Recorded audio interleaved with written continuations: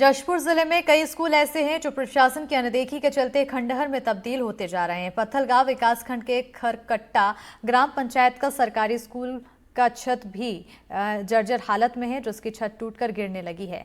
कई बार प्लास्टर गिरने से स्टूडेंट्स और टीचर घायल हो गए हैं, लेकिन अधिकारियों ने कोई एक्शन नहीं लिया। जिसके बाद गांव के लोगों ने स्कूल के रसोई घर की मरम्मत कराई और अब बच्चे इसी रसोई घर में पढ़ते हैं। स्कूल की मरम्मत को लेकर शिक्षा विभाग को कई बार खत भी लिखा गया, लेकिन कोई कार्रवाई नहीं हुई है। मेरा नाम अलीमा भगत है, मैं कक्षा तीसरी पढ़ती हूँ और हमारा स्कूल में बहुत कुछ भी हो चुका है। पहला वाला भी टूट के गिर गया है और दूसरा वाला भी टूट के गिर गया है। इसलिए हम रसोई रूम में मिस्त्री को बुला के ठीक करवा के हम लोग यहीं पर बैठते हैं, पढ़ते हैं, लिखते हैं। और पानी का भी कमी है, बाथरूम भी ठीक भी नहीं है, वो भी टूटने जैसे हो गया है। रास्ता भी अच्छा से भी नहीं है। मेरा नाम रंजीत बड़ा है, मैं कक्षा 5वीं में पढ़ता हूँ। हमारे स्कूल 1 साल से टूटा हुआ है और हम बाहर में पढ़ते हैं। हमें बहुत तकलीफ होता है, हमें डर भी बहुत लगता है। हमारे यहाँ का स्कूल जो है, स्कूल की स्थिति बहुत ही ख़राब है। हम 2 टीचर हैं, बच्चे लोग भी बैठने के लिए, हम लोग का 2 रूम है, दोनों रूम जो है टूटा हुआ है। हम लोग उस रूम से दूसरे लोगों के यहाँ किराया में पढ़ा रहे थे। फिर उन लोगों को भी थोड़ा समस्या हुआ तो वहाँ से हम लोग फिर रसोई रूम को हम लोग मरम्मत करवाए और यहाँ पढ़ा रहे हैं। और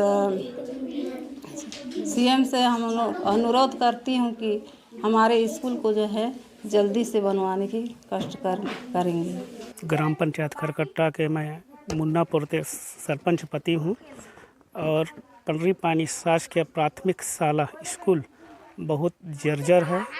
बच्चे लोग डर रहे हैं क्लास में बैठने के लिए। छत टूटा हुआ है, पापड़ी जैसे झड़ रहा है और बच्चे लोग कहीं खुले आसमान में पढ़ रहे हैं। और एक रसोई मकान था, उसी को मरम्मत करके बच्चे लोग पढ़ाई कर रहे हैं। शासन प्रशासन को आवेदन दे चुके हैं, कोई ध्यान ही नहीं दे रहे हैं, ना कोई काम ही नहीं हो रहा है। मुख्यमंत्री जी से निवेदन है कि वो स्कूल को बनवाएं, बच्चे लोग पढ़ाई लिखाई करें अच्छे से, उनके भविष्य के चलें। पत्थलगांव विकासखंड में खरकट्टा का भी मेरे संज्ञान में है और हमने जशपुर ज़िले के जितने भी ऐसे स्कूल हैं सभी के लिए प्रस्ताव बना करके भेज दिया गया है शासन के पास। स्वीकृति आते ही उनकी मरम्मत कराई जाएगी। खबर अंबिकापुर से है, जहां आदिवासी बाहुल्य सरगुजा जिले में हवाई सेवा की शुरुआत की गई। लगभग 50 सालों से भी अधिक समय से की जाने वाली मांग की शुरुआत के साथ ही लोगों में काफी उत्साह देखने को मिल रहा है, जिसके तहत आदिवासी परंपरा के अनुसार स्थानीय लोगों ने खुशी मनाई। कार्यक्रम के तहत सांसद चिंतामणि महाराज रायपुर से अंबिकापुर पहुंचे, जहां उन्होंने कहा कि प्रधानमंत्री ने जो कहा उसे करके दिखाया है। आदिवासी बाहुल्य जिले के बहुप्रतीक्षित मांगों में से एक वायु सेवा या कहें कमर्शियल वायुयान की सेवा आज से सरगुजा से शुरू हो गई है, जिसे लेकर लोगों में काफी उत्साह भी। आप देख सकते हैं ये आदिवासी परंपरा के अनुसार लोग इसका स्वागत कर रहे हैं और खास तौर पर हर तबका या कहें गरीब से गरीब या कहें अमीर से अमीर मध्यवर्गीय भी इसे लेकर काफी उत्साहित। हमारे साथ कुछ अंबिकापुर के बुद्धिजीवी लोग हैं जो इस सेवा को लेकर कई दिनों से मांग भी कर रहे थे। इन्हीं चर्चा करते हैं कि इस सेवा के शुरू होने के बाद क्या लाभ होगा।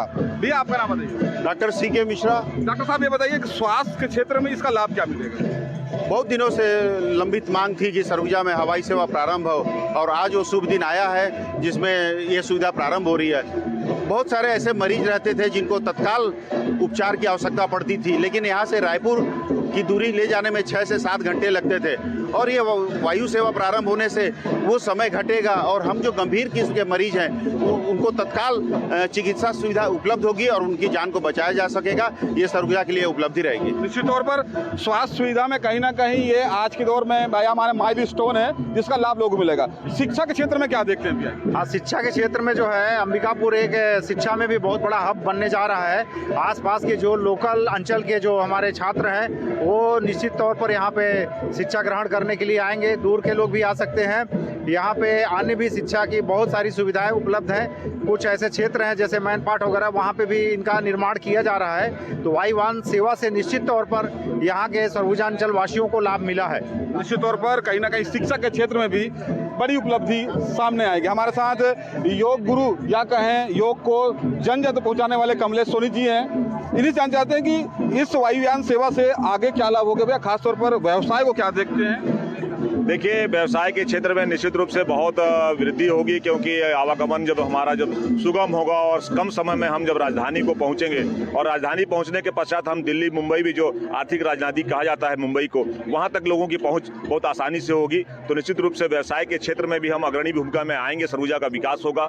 और जहाँ तक शिक्षा का क्षेत्र है, तो जो कैंपस सिलेक्शन जो बार बार, जो चूंकि मैं इंजीनियरिंग के क्षेत्र से भी जुड़ा हुआ हूँ, योग के क्षेत्र से भी जुड़ा हुआ हूँ, तो बार बार ये समस्या आती थी कि जो बाहर की एजेंसियाँ, बड़ी बड़ी कंपनियां हैं, वो कैंपस सिलेक्शन करने के लिए यहाँ पे नहीं आ पाती थी, एयरपोर्ट की नहीं रहने से। तो एयरपोर्ट बनने से, हवाई यात्रा सुगम होने से बाहर की कैंपस सिलेक्शन के लिए युवाओं को बेरोजगारी दूर होगा। इंजीनियरिंग के क्षेत्र में बहुत आगे विकास करेंगे, हमारी बेरोजगारी दूर होगी, बच्चों का विकास होगा और बच्चे बहुत आगे आने वाले समय में, चाहे वो डॉक्टर हो, चाहे इंजीनियरिंग हो, चाहे वो खिलाड़ी के क्षेत्र में हो, चाहे अन्य क्षेत्रों में, सभी क्षेत्रों में उसकी आज। कमलेश जी, योग गुरु भी शायद एयरपोर्ट के कारण नहीं आ पाए बताया जाता है, तो क्या मानते हैं इसकी सेवा से बड़े योग गुरु भी अब आएंगे? निश्चित रूप से आने वाले समय में बड़े बड़े हमारे जो हरिद्वार से जो योग गुरु हैं, भारत के योग गुरु हैं, जो सनातन परंपरा को और अन्य चीज़ों को, जो योग से, चूंकि योग का तात्पर्य है कि जोड़ पूरे भारत को, चाहे वो जाति हो, चाहे अन्य विभिन्न जातियों में बटे हुए, विभिन्न धर्मों में बटे हुए, सभी लोगों से एक हमारा जोड़ बनेगा। क्योंकि मानसिक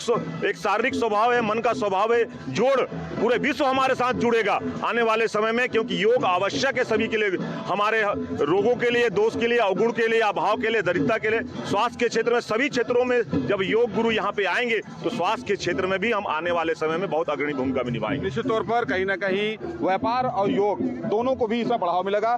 पर्यटन के क्षेत्र में सरगुजा काफी पिछड़ा हुआ है और वर्तमान के मुख्यमंत्री पर्यटन को उद्योग के रूप में स्थापित करना चाहते हैं, तो क्या मानते हैं सर, पर्यटन को बढ़ावा मिलेगा इससे? बिल्कुल बढ़ावा मिलेगा। हमारा सरगुजा अंचल मिनी शिमला के रूप में जाना जाता है। माँ महामाया एयरपोर्ट के सुचारू रूप से संचालन से बाहर के लोग हमारे यहाँ आएंगे, पर्यटन के क्षेत्र में लोगों को लाभ होगा, यहाँ के लोगों को रोजगार मिलेगा और हमारा क्षेत्र और विकसित होगा। निश्चित तौर पर मैं आपको ये भी बताना चाहूँगा कि अंबिकापुर में बड़े बड़े शक्तिपीठ हैं, कई ऐसे तीर्थ स्थल हैं जो शायद पूरी दुनिया में या कहीं पूरे भारत में अकेलौता हमारे पास है। हमारे साथ भैया क्या मानते हैं, कहीं ना कहीं धार्मिक बढ़ावा भी मिलेगा देश को? हमारा अंबिकापुर धार्मिक दृष्टि से भी काफ़ी महत्वपूर्ण है। इसको देखते हुए बाहर से बहुत सारे जो पर्यटक हैं वो काफ़ी लोग आते हैं यहाँ पर, तो उनको हवाई जहाज़ की यात्रा अब सुविधा से मिल पाएगी। और सरगुजा वासियों के भी लिए ये बहुत अच्छी है कि यहाँ से रायपुर, बिलासपुर, जगदलपुर और बनारस की यात्रा भी अच्छे से हो पाएगी। निश्चित तौर पर कहीं ना कहीं वायुयान सेवा जुड़ने से स्वास्थ्य, शिक्षा, पर्यटन या कहें धार्मिक हर स्थिति से सरगुजा को लाभ होगा। अब आने वाले समय में हर सरगुजावासी अंबिकापुर से ना सिर्फ महानगरों से जुड़ेगा बल्कि हर वो तीर्थ स्थल से भी जुड़ेगा। अपने सभी के साथ मैं रोमी सिद्दीकी, NDTV न्यूज़ अंबिकापुर।